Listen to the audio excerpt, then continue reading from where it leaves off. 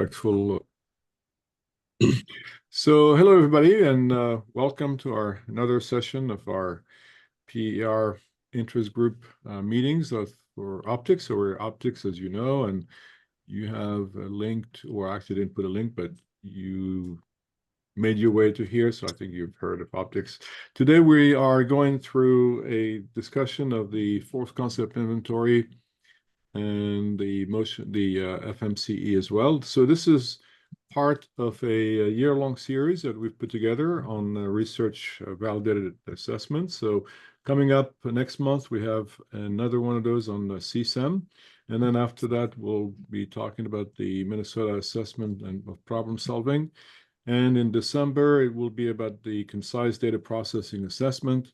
And then for the spring, we have a whole series coming up. We're finalizing the details of that, and it will be announced hopefully pretty soon.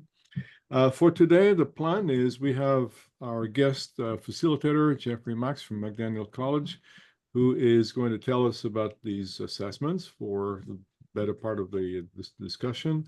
And then Brian Lee from Santa Fe College is going to jump in and share with us some data on a recent assessment that was done at Santa Fe College. And then we'll open up the floor for questions and discussions. Okay.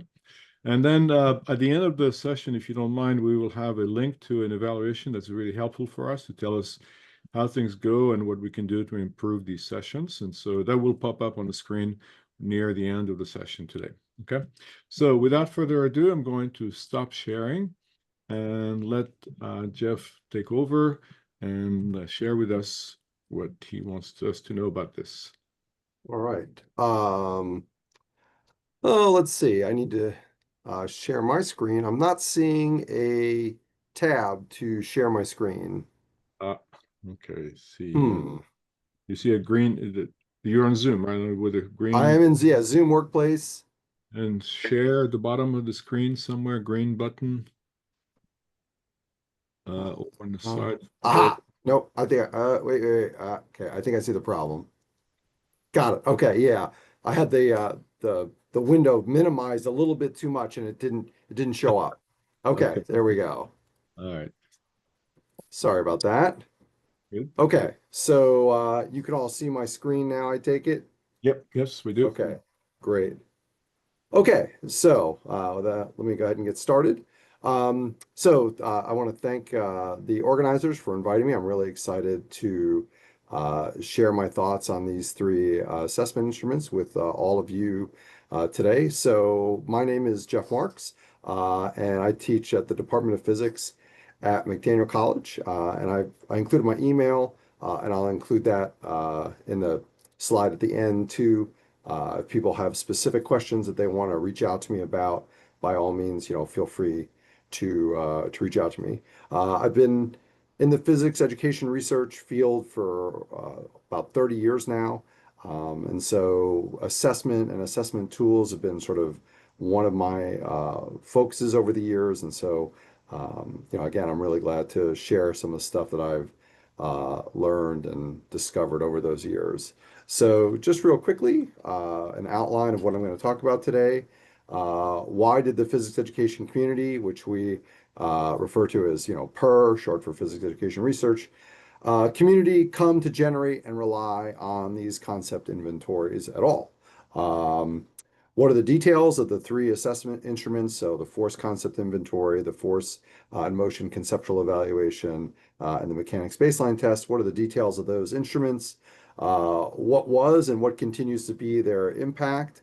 What are some of the concerns and critiques of these assessment tools? And then we'll sort of wrap things up from my end with a discussion or some quick overview of how you can use them in your classroom. Okay, so I want to start out with just some historical context, just to sort of place for all of you, these assessment instruments into sort of the broader history of physics education research. So I'm going to start by going all the way back to the 1950s, which was a decade or a range of dates where there were the beginnings, in a lot of people's minds, the beginnings of the earliest movement toward PER. And what I mean by that is not just teaching physics, but thinking about what teaching physics means. And sure, we can make arguments that some of these thoughts go all the way back to Piaget and other early thinkers about education. But I think it's fair to say that in the 1950s, that's when physicists really started to get into this idea that physics education is a thing that we need to worry about. And there were sort of, I would argue there were sort of two somewhat coincidental events that make the 1950s sort of the starting point. One is there was a growing realization that students were not learning the material that we thought they were. Now, that in turn sort of sparked the beginnings of what you might call two different camps within the physics education community. The one camp being, let's just figure out a way to present the material better and clear and with more engaging sorts of demonstrations and examples, and another camp of people who thought we really need to understand more about learning and what our students think about this material. And you can see evidence of those camps even to this day, right? And so I think in the 1950s, I would argue that's when those camps started to form. And it's not a good thing or a bad thing. It's just an observation about what was going on. The other thing that happened in the 1950s, and you can connect this to Sputnik if you want, but there was definitely an interest at the federal level that the students in the United States were not competitive when it came to science. And so federal money started to move into the realm of education. And that provided a motivation for people to want to be involved in creating curricular materials. And there were two sets of curricular materials in particular, the Physical Science Study Committee, the PSSC, and the Science Curriculum Improvement Study, the SCIS, that were most noteworthy to come out of the 1950s. And they heavily influenced physics curricula, honestly, for the next, 20 or 30 years, even if a lot of physics professors and physics teachers weren't even aware of their influence. They really influenced a lot of what happened in the next several decades. So again, in the 1950s, you have sort of the beginning of PER, at least, sort of by my definition. Moving forward, in the 1970s, the physics education research community starts to publish peer-reviewed articles. And I don't mean there weren't any before that, but by the 1970s, we move above, there being just a couple to, we start, several a year to, moving into the 80s, we start to get dozens a year and so on and so forth. And that's good, right? We want that. We want people sharing their ideas and sharing what the insights that they've learned from teaching in their classroom. However, I would argue that also creates a little bit of a tension, because prior to that, a lot of PER information was shared very informally, through workshops at AAPT, for example, because AAPT had been in existence for decades before this. So through workshops, through presentations, local meetings, regional meetings, people had been sharing what they were learning, and that was great, right? A lot of these early curricula, got spread to professors in a lot of different areas and teachers in a lot of different areas that otherwise wouldn't. So once you start getting publications, you're reaching a wider and wider audience.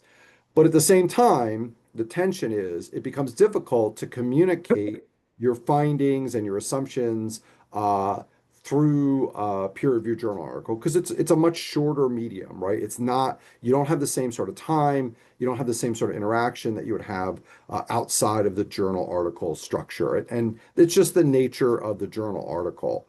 And so obviously, a lot of these materials, these early materials, these early curricular innovations were based on interviews and open-ended surveys, and that can be difficult to sort of quantify just in general, and then to try to present that through, to present it through a workshop is challenging enough, but to present it through a peer-reviewed paper, which is, again, in the 70s, becoming more and more of an avenue for disseminating results, that becomes more difficult, right?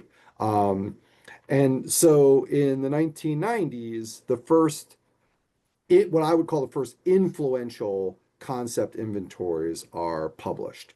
I'm not going to claim that these are the first concept inventories in physics, but I think it's pretty fair to say that these three are sort of the most recognized, the most widely used, the most translated into other languages concept inventories. And so it's difficult for me to think about having a conversation about concept inventories in the physics education community without talking about these three inventories, at least at some point, right? And so in 1992, you have the mechanics baseline test and the force concept inventory published essentially back to back in the physics teacher, right? And the physics teacher, as I know you're all aware, is a widely read journal that it's one of my favorites. Full disclosure, I'm on the board now for the physics teacher. It is aimed at high school and introductory college instruction, right? So it's dead on the kind of population that these tests are designed for, and it's widely read and widely discussed. 6 years later, in the American Journal of Physics, which again I'm sure you're all familiar with, is a widely read physics journal. The Force and Motion Conceptual Evaluation, or the FMCE, is published, right? And so now we have these assessment instruments, these concept inventories out in the public, and I'm not, or not out in the research community, and I'm not going to claim that these were to sort of ease the tension that I described a little bit earlier. I wouldn't say that that was the author's intent, but at the same time, they sort of filled a need or a desire, perhaps, for people who were doing various interventions in their classroom to communicate very quickly and very succinctly in a language that a lot of people in the community can understand. And so they were very quickly adopted by a lot of people and a lot of researchers, a lot of people who didn't consider themselves researchers, but were, just trying to make changes and enhance their craft, connected to these exams and these concept inventories and started to use them in their classrooms. Just a really quick aside, I want to talk about what I call the anatomy of a multiple choice item, just because I'm going to use some of these phrases and I want to make sure that we're all on the same page. So as we'll mention in a moment, all three of these exams are multiple choice exams, and we'll talk about what that means. But very quickly, the whole thing, each unit, whatever you want to call it, is referred to as an item. And some people call them questions, but a lot of times they're not questions, right? They're declarative statements, and then students have to like fill in a blank or something like that. So we just call them items. It's just a bigger, more general phrase. The lead-in part is called the stem. Some might argue that the stem is only after you have the number, and what's before that you might call like a pre-stem. Just for the sake of simplicity, we're just going to call all the lead-in narrative and pictures just the stem. Then the rest of it are the options, right? So these are the choices that the students have when they go to, pick their answer. In this particular item, which is a classic item about Newton's third law, if you haven't seen this, it's brilliant. It works really well. There are distractors, and we're going to talk about on the FCI, FMCE, and MBT where the distractors came from, but these are the wrong answers. And then there's one answer on these exams that is correct, and we refer to that as the key, right? So it just so happens in this one, the key is E, but obviously that's not going to be the case in all of them. Okay, so let's talk about, so I don't have to repeat myself for all three of these instruments, let's talk about some commonalities that all three instruments share. So number one is their theoretical foundation. And given the timing, given the author's background, it's pretty clear that all three of these exams are couched in what we refer to as classical test theory. And what that means is the exam is written to sort of summarize a student's or an examinee's ability through sampling various, through the sampling of various questions. And it's understood that the instrument isn't perfect. So the estimation, if you will, of a student's ability on this exam comes with some uncertainty. And that concept sort of forms the basis of classical test design. And one way you make your test more robust, more widely accepted is by looking at what's known as the validity of the exam and the reliability of the exam. And so the validity of the exam is essentially a measure of what I would call the repeatability. In other words, if you gave the same exam to the same students and you somehow like wiped their memory, clean of taking the first time around, how close would the second sampling be to the first, right? And you can see how that idea of error and true, score come into play there. We don't expect that the students would answer identically every single time, but an exam that elicits very similar responses over and over again is the kind of thing that we're generally looking for when we're talking about developing an assessment tool with classical test theory as its basis. The other important thing is the validity, and just kind of like the name suggests, we're asking how well does the test sample the domain that we claim that it samples, right? So you've got a repeatability issue, right? And so you want to make sure that you're on track there. And you also got this domain issue where you want to make sure that the thing that you claim it's testing is actually testing, right? And again, those are sort of the two basic pillars of classical test theory. And I would argue that all three of these exams, the FCI, the FMCE, and the MBT, are all couched in classical test theory. We'll talk a little bit more about that later on, but I think again, it's safe to say that's where we stand there. Target population, this is a little bit more straightforward. Basically, all three of these exams were designed for high school students or students in what you'd consider a first semester physics class at, college or university level. Not necessarily calculus based, right? None of these exams rely on students having any exposure to calculus. So they're a lower level than that. Response format, as I mentioned before, these are multiple choice. What are the other options? It could be open-ended. It could be fill in the blank, right? So there are other options, but all these exams that we're going to talk about today are all multiple choice. Their diagnostic strength is considered weak, and that may be surprising considering how much I've said about these exams so far and their impact. But it's important to understand what I mean when I talk about diagnostic strength. You wouldn't want to use any of these exams as, let's say, like a placement test, right? They're not strong enough, they're not considered reliable enough to administer to a single student and then start to draw critical conclusions about that student's, let's say, future educational path, right? These exams are very well suited, and this is how they're used. They're very well suited to measure what we call curricular interventions, right? You make changes, and then, when you're done, is there a noteworthy improvement? And you're looking at a population of students, the students in your class or the students in multiple sections. That's what these exams are designed for. You wouldn't want to use them, like I said, like for example, as a placement exam. They're just not that robust, but they are good at what the community uses them for.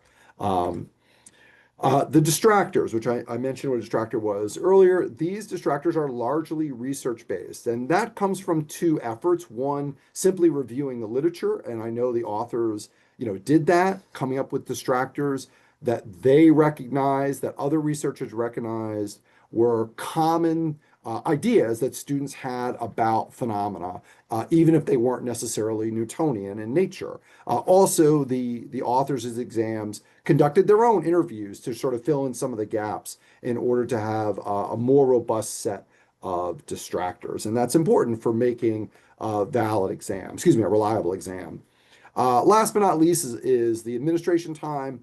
all these exams are designed to be administered in under 50 minutes. So, the reason why that's important is because if you're not familiar with them, you might wonder, like, can I give this in a class, right? Or do I need to schedule time outside or give it during lab or something like that? But the answer is no. You can fit this one of these into, pretty much any class. Okay, so with those sort of commonalities sort of out of the way, let's talk about the exams collectively. So the first one I'm going to talk about is the mechanics baseline test.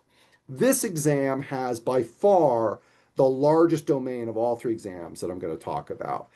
One in 2D kinematics, including circular motion, one in 2D Newton's laws, one in 2D momentum, and energy. So this is a very, very comprehensive exam.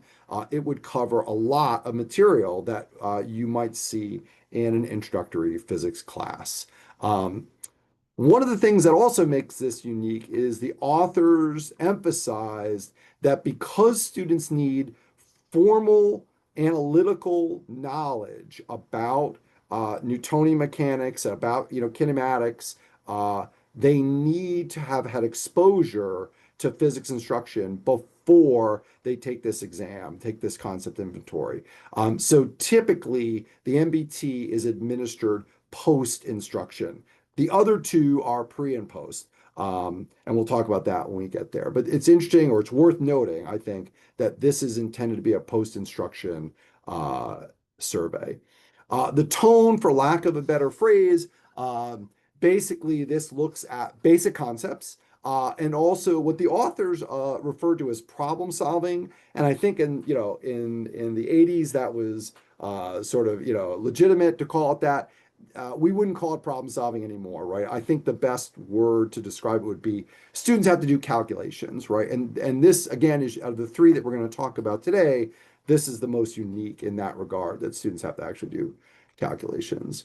The representations are largely narrative. So what I mean by that is they're textual and they're also pictorial, right? And I'll show you some examples of the items next, and you'll be able to see what I'm talking about. Scoring is dichotomous. So what that means is basically right or wrong, right? This is a fancy way of saying right or wrong. They're not all like that, though. We'll get to one where it's not dichotomous, but in this case, items are just marked correct or incorrect.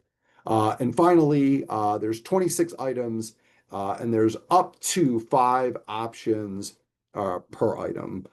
So in the background, I'll zoom that out. You can see some examples from this exam, from the mechanics baseline. This is, I just picked 2 pages that I thought sort of had a good sample of all the different parts. It's not supposed to be representative of, sort of ratios of different kinds of problems.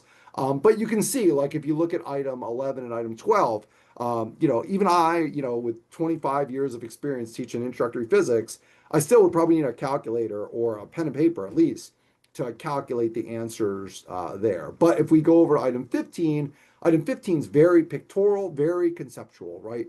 Both the both the stem has pictorial elements to it, and all of the options are pictorial in nature, right? And so there's sort of this, compromise, and I don't mean that in a negative way, of computational kinds of problems and more conceptual kinds of problems, and that's what the authors were looking for when they created this exam. Okay. Next is the FCI, the Force Concept Inventory. The domain of the FCI is narrower than the domain of the mechanics baseline test. It's just kinematics and Newton's law, excuse me, in 1 and 2 dimension. There are some circular motion problems, but I call them sort of circular adjacent, and I'll give you an example of what I mean by that when I show you example items next. This inventory is designed to be given pre and post instruction. And the reason why is because it is presumed that students don't need any formal exposure to physics instruction in order to answer that. There's a funny story, I guess it's funny, many years ago after this exam came out, it was translated and given to Himalayan monks right, to see what they would answer. So I like to bring that up because it definitely drives home the notion that, you don't need any formal physics instruction in order to be able to respond, reasonably well to these kinds of questions. Not necessarily correctly, but at least with some, worldview about how the universe works. Um, What did the monks tone, do? Sorry, I yeah. had to ask a question. How did the monks do on that test? You know what? I wish I could remember that. My sense is their pre-tests were pretty similar to the pre-tests of typical university students, which is not particularly good, right? But yeah, that's what I remember, as a result of that. But yeah, it is kind of an amusing story. Um, so the tone of this is different from the mechanics baseline in that there are no computational items, right? These are all conceptual. Read it, think about it, respond, right? You don't have to do any calculation. The representations, much like the mechanics baseline, are largely textual and pictures.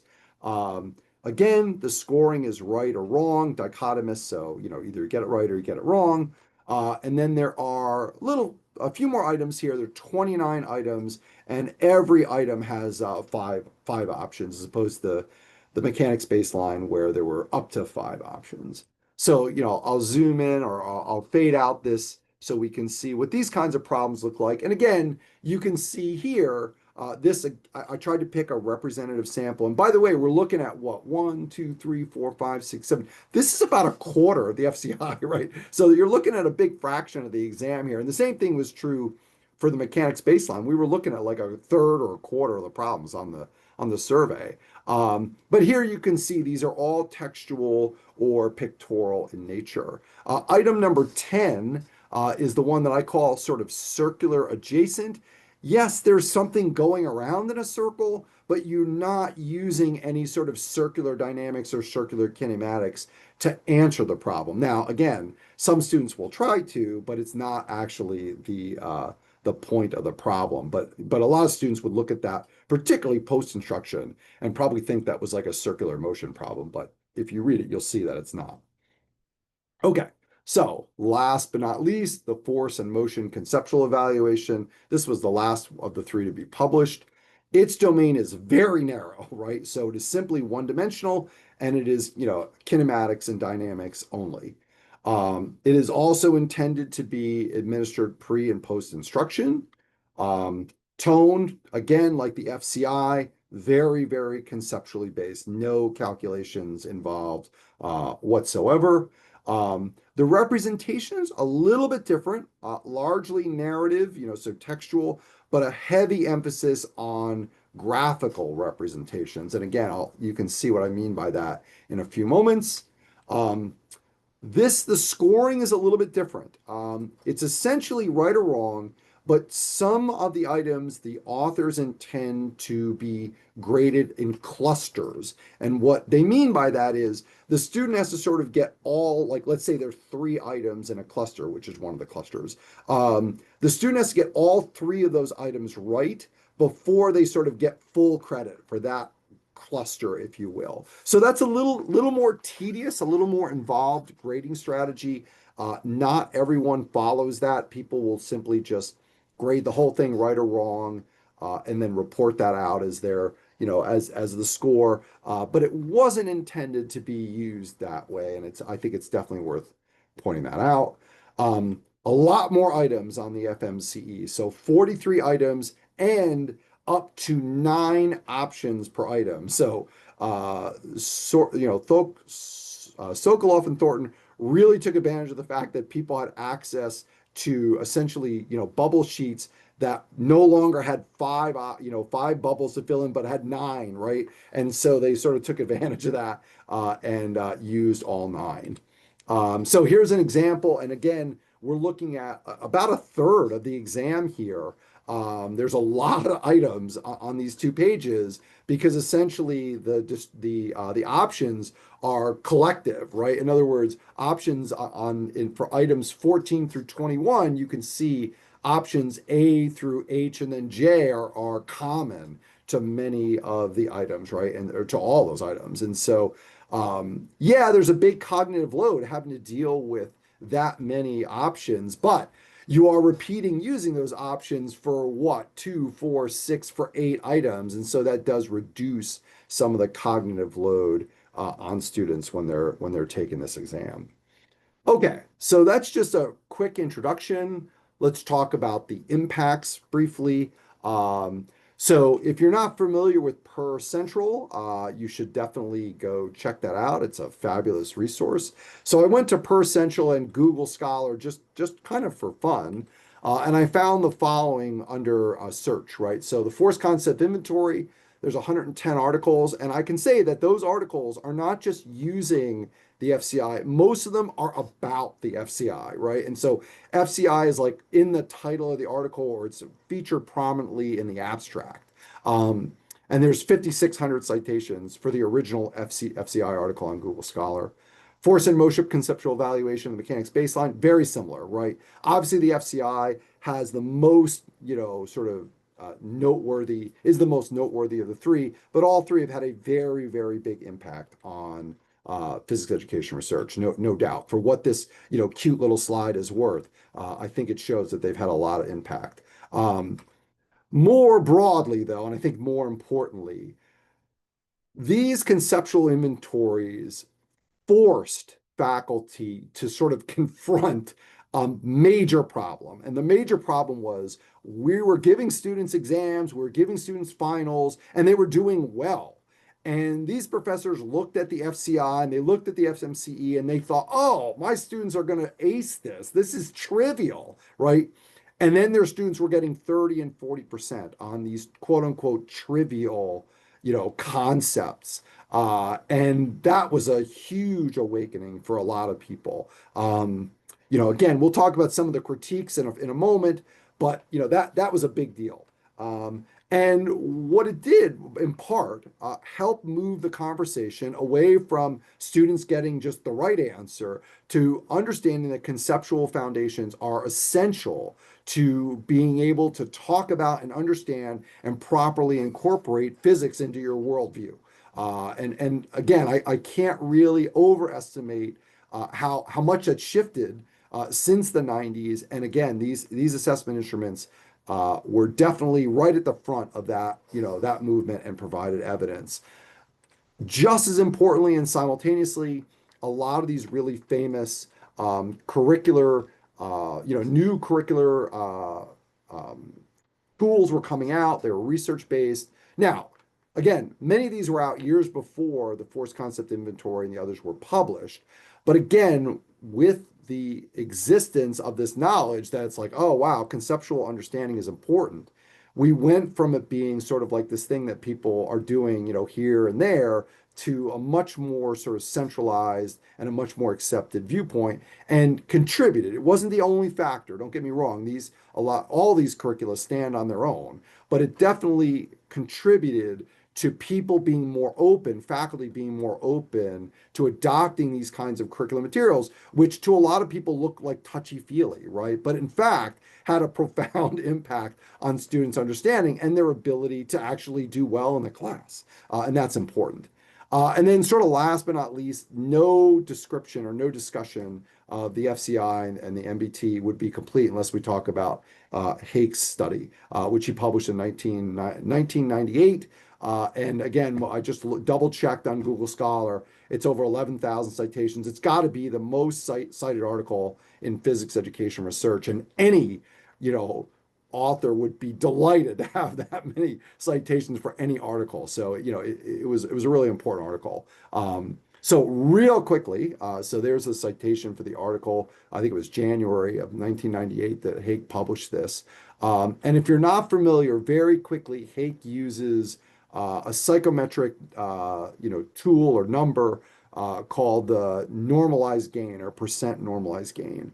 And what that is essentially, conceptually, it's a measure of, how much the student's score increases from pre-test to post-test divided by their maximum possible increase. So students that don't do as well, they've got a lot of room to improve.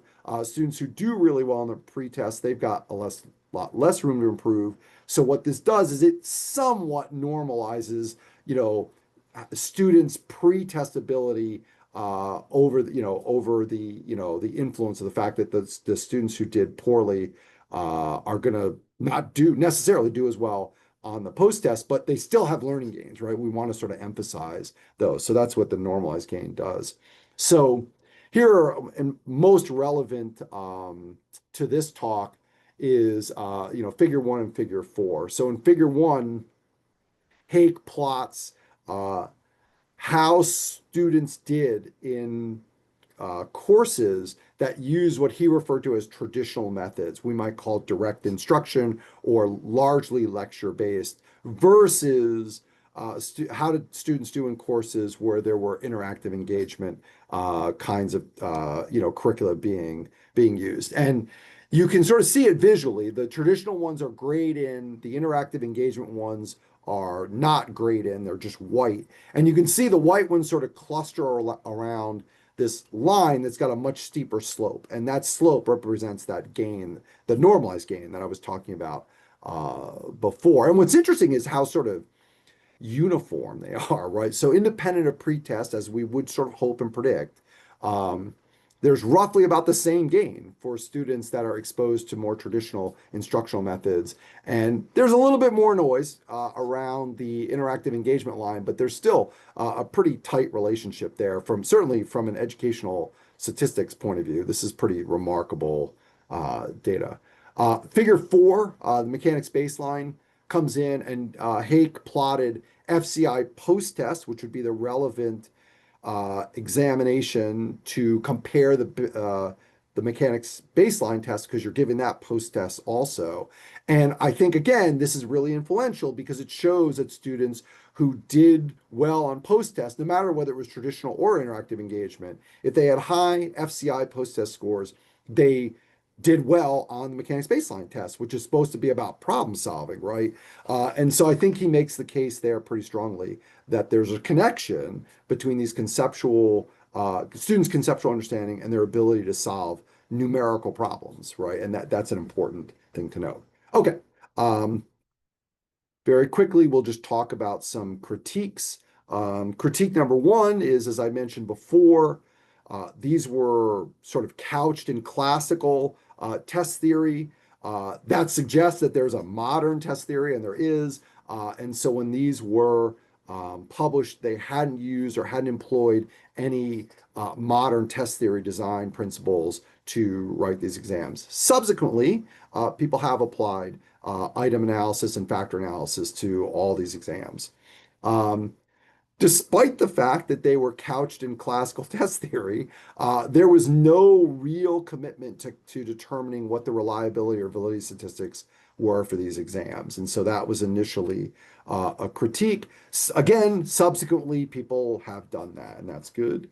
There's a gender bias, as there is in a lot of physics exams. And of course, the fundamental question is that a bias against women's ability, or is it just an indicator of a lack of preparation, right? So we can go back and forth about what those are, but obviously people are concerned when they see gaps in gender and any underrepresented group, but most of the attention's been focused on gender for these exams. There are validity concerns. Remember, validity is asking, does the test measure what you think it measures, right? And so that's probably one of the hardest things to establish in classical test theory. So there are some concerns about validity. And again, subsequently, people have looked into that. Okay, last but not least, we'll just talk about how you can go about using these in your classroom. So the first thing that's super important is you have to be interested in the right thing, right? And in this case, the right thing is you're interested in assessing your students' understanding of kinematics and dynamics, right? So, and I'd add to that also energy and momentum. So, material that is covered by the domains of these assessment instruments. So if you're thinking about the mechanics baseline test, again, that's a post-instruction exam. As I mentioned earlier, What's nice is it covers a very broad range of topics, and that might be of interest to you. You might want to, have a better understanding of how your students are doing on energy and momentum, not just on kinematics and Newton's laws. And if you're interested in assessing their computational proficiency, you can give this exam and you can go back to Hake's paper and see where your students fall on that graph, right? And that'll tell you something. On the other hand, if you're looking at doing some sort of intervention that you want to track from pre to post, and that intervention is connected to kinematics and dynamics, and you want to measure students' conceptual understanding, the FCI is definitely the one that you want to employ. And then same sort of idea if you're looking at a curricular intervention, excuse me, pre and post instruction, very narrow conceptual window. In other words, again, one-dimensional kinematics, one-dimensional one-dimensional Newton's laws, and also if you're interested in an emphasis on graphical representation, let's say you're using a curricular intervention that relies heavily on, computer-based data collection or something like that, then maybe the FMCE is the exam that you should be using. Okay. I see I'm at 40 minutes, so I went a little bit over there. I apologize, but I am finished, and so I'm happy to turn the floor over. Thank you for your time and attention. And there's my email also if people want to reach out to me later. Well, thank you, Jeff. I'm sure there are a lot of questions, but we're going to do a very quick jump to Brian, who's going to share with us some of his data. Okay, great. And then after that, we'll open the floor for discussion. So Brian, I will stop sharing. yeah, Okay. Brian, you can take over and go for it. All right, thanks. So I thought that it might be useful to show what we're doing at Santa Fe College, and that will sort of provide a jumping off point for people to talk about how they're using the FCI in their own classes or the other MBT or FMC. So our department has agreed to track the FCI performance for our college's 5-year quality enhancement plan. So we know if any interventions that we use in our classrooms help our 2-year college student population. And all of the full-time instructors have agreed to do this, and some of the adjunct instructors as well. So this is actually pretty useful because it'll increase the amount of national data on a 2-year college performance on the force concept inventory, because there's a lot less for 2-year colleges than there is for 4-year universities. So what we did was we set this up as quizzes in our Canvas learning management system, so students could take it online during their class sessions without having to distribute paper forms. And these are the numbers of students that we've gotten so far in the 2 semesters that we've been running this. So we ran this in fall 2024 and in spring 2025.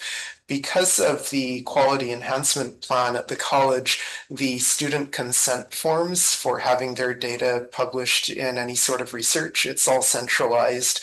And so what I did was I threw out all of the non-consenting students. I threw out all of the students who didn't have both a pre and a post test, and this is what I had left over. So I had just over 100 students who completed pre and post surveys and consent forms from each term. I've got this split out by 3 different classes. So we've got a course code called Physics 2004 that only has an algebra prerequisite for math classes. There's a Physics 2053, and that requires both algebra and trig math classes. And then I've got a Physics 2048, which is a Physics 1 class that requires calculus. So I took the results out of Canvas quizzes and I had to reformat them a little bit using Python scripts so that they were ingestible by the Phys4 Data Explorer, which is a website that will automatically score everything for you. And so think on the next page here, I've got some results from fall of 2024. So you can see I've got the algebra prerequisite class over on the left. In the middle, I've got the algebra and trig prerequisite class. And over on the right, I've got the calculus prerequisite class. And you can see how the more math preparation the classes required, the higher the pretest scores were. And also the higher the post-test scores were. I've also got up here the US averages that the FISPort Data Explorer puts out for you. So the US two-year college post-test average 57% and the pre-test average 42% there. And I presume that that incorporates all kinds of classes, both algebra-based and calculus-based. So then over here, I've got on the other side what happened when we did it in the spring. And you can see the trend is very similar, that the more math preparation the students have, the higher their pretest scores were, and also the higher their post-test scores were. Now, Jeffrey was talking about the normalized gain to try to remove that effect of the pretest scores being higher for more prepared students to see how much did students actually get out of the course, regardless of what they came in with. So I also had the FISPort Data Explorer output the normalized gains. I think that's 2 slides on here. Yeah, there they are.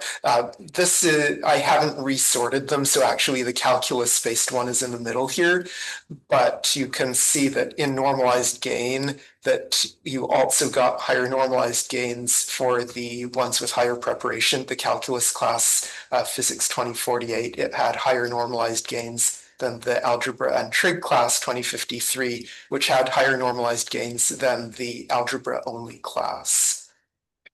So definitely interesting to see what happened with the different student populations with different preparation levels. And then the one other thing I extracted so far was we did some other surveys too, including the Colorado Learning Assessment of student attitudes about science. And so that tests whether students have expert-like beliefs about solving physics problems. And so here I looked at the post-test FCI score and I plotted it against the post-test CLAS score to see if the attitudes correlated with the knowledge scores off of the FCI. And it looks like for our student population, there was a weak correlation there. In the literature, you find a range there. Some papers report, yeah, there's a correlation. Some report there's not really much of a correlation there, but our two-year college students seem to have a weak correlation there. So yeah, that's the data that I've been looking at from our past year of trying this out, and we anticipate doing another 2 or 3 years of this and seeing what happens if we implement some interventions. If you go back 1 slide, was that a negative increase or a decrease in understanding? That, if I mouse over it on the Data Explorer, it says 0. Oh, okay. All right. Well, thank you, Brian. And at this point, if anyone has a question directed either to Jeff or Brian, this would be a good time to jump in and ask a question. You can go ahead and unmute yourself and ask a question. So there was one question in the chat that Joe posted. Maybe, Jeff, I don't know if you can address this one. He's asking, do distractors change or evolve over time? Yes, they definitely do. As you know, physics instruction and exposure to physics just sort of casually and through the media change over the decades. Distractors definitely shift, right? And so exams that were published in the 1990s you can definitely question whether the distractors, obviously the right answer, hopefully is still the right answer, right? But you could question whether the distractors still have the same sort of uh, diagnostic power that they did when these exams were originally written. I can't say that I know of any definitive research that people have done recently on looking at, how, let's just simply say, the number of students that, if the correct answer is C, and let's forget about that, the number of students who pick A, B, D, or E on a given item, how that shifted for, let's say, at the same college or university over, again, hypothetically, a 20 or 30-year period.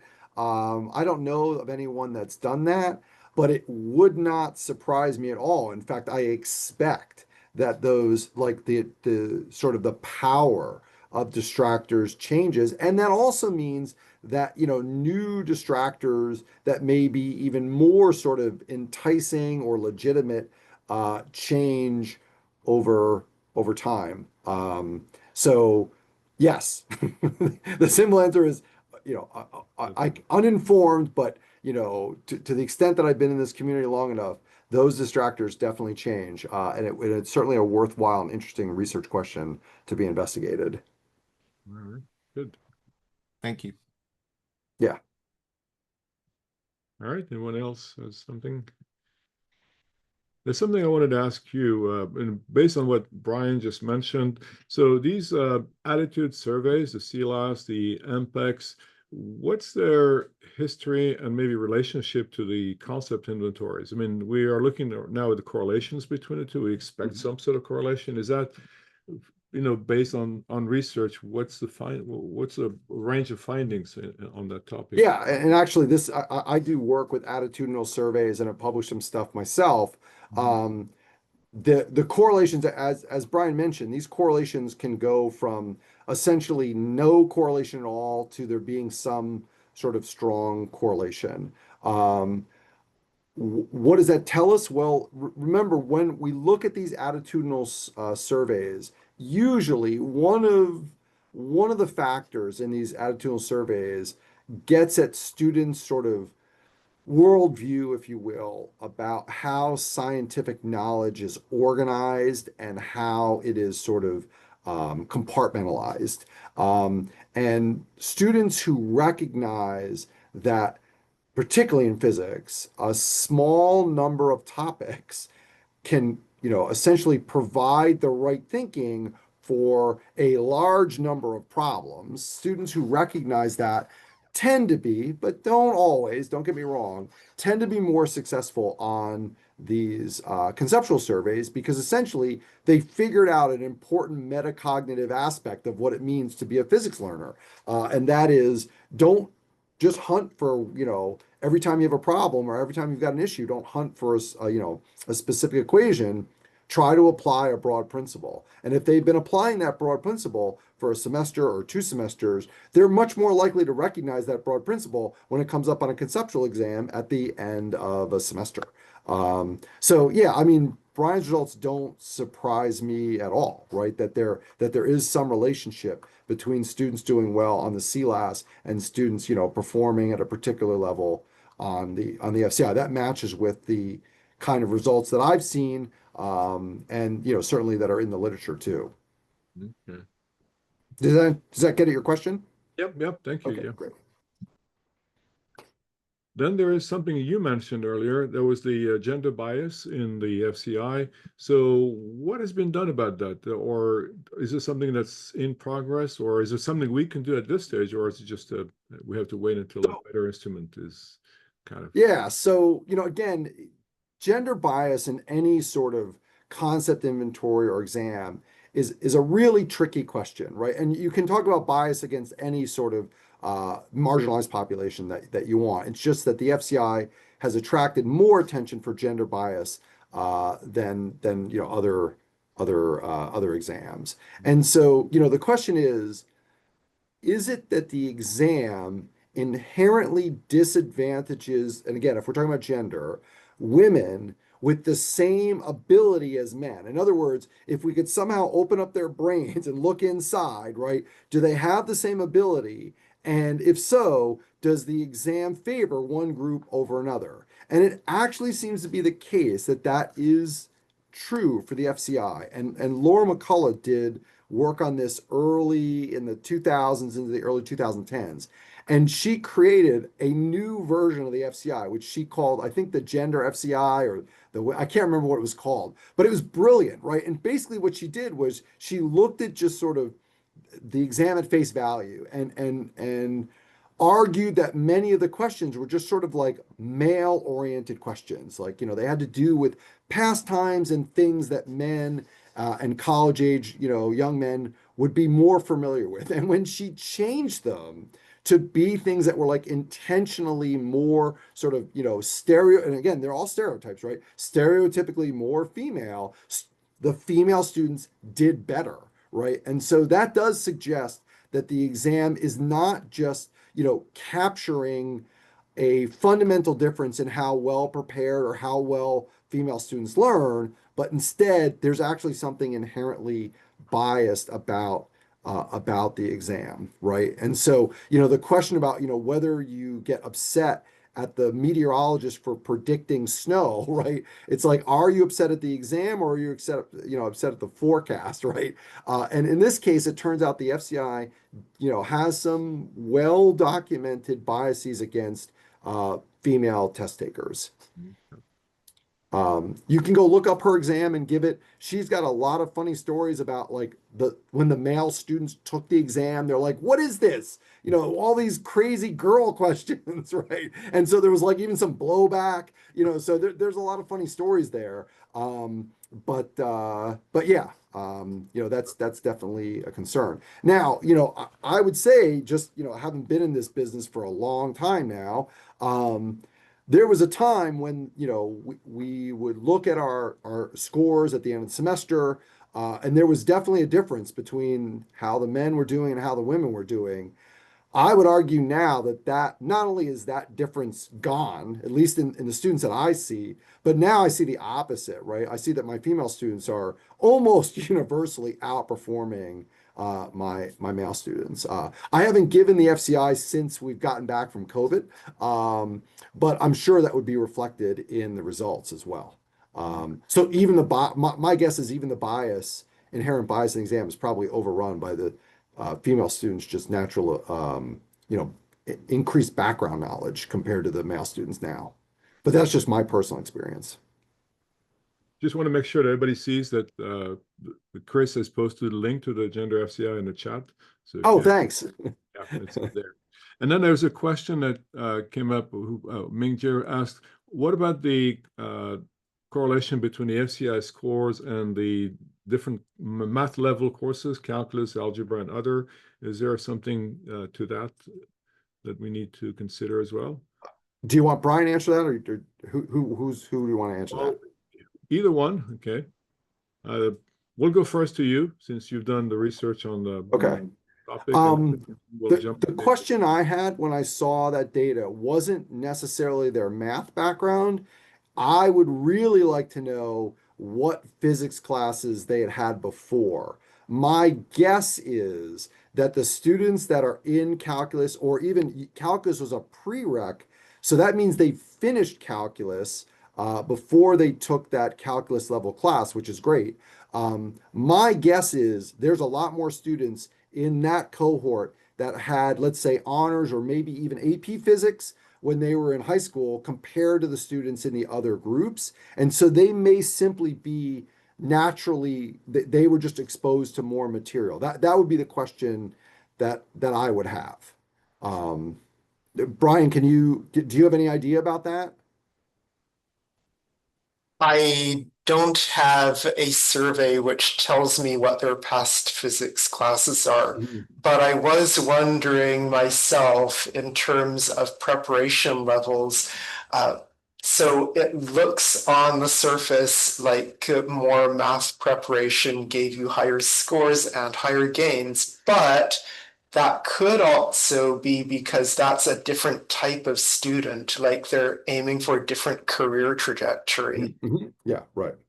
And that's actually something we could add in our future surveys somewhere, because we do other surveys for the class, and maybe add a question about any kind of previous exposure to physics that could be useful for research purposes. Yeah. When I hand out a survey, whether I'm giving the FCI or the CLAS or whatever I'm giving out, on the front, I always have like a little brief questionnaire, and it gets at those kinds of things. Like, what is this the first physics class you've had? What other physics classes have you had? What's your major? Stuff like that. Okay, great. Just quickly, I want to mention that I'm sharing right now the link to our post session evaluation. If people would like to jump in and give us a bit of feedback on this, it'd be very helpful to us. But I didn't mean to interrupt the conversation. But at the same time, it is it is about 4 p.m. at least in my time zone. So we want to be mindful of everybody's schedules. And whoops, did I lose something? I still got you. Oh, okay. I don't know what. Okay, I've lost my screen. Okay, let's see if I can get it back here. What happened to my Zoom? Oh, here it is. No, I can't see my Zoom. Oh, there it is. I'm sorry. Let me re-share that just in case. Oh, okay. So Chris has posted the link in the chat as well. So sorry. So anyway, as I said, it's 4 p.m. And so I want to thank everybody for showing up. I want to thank Jeff for spending some of his Friday afternoon with us, and Brian also for sharing the data.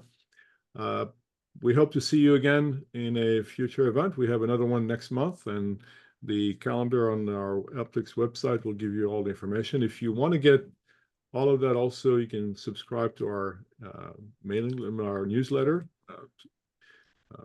Spotlight, that will come out in 2 weeks now. Okay, the next issue. And if you have any other last comment at this point, please. Yeah. Thank you so much. It's very informative. My pleasure. Yep, it's very good.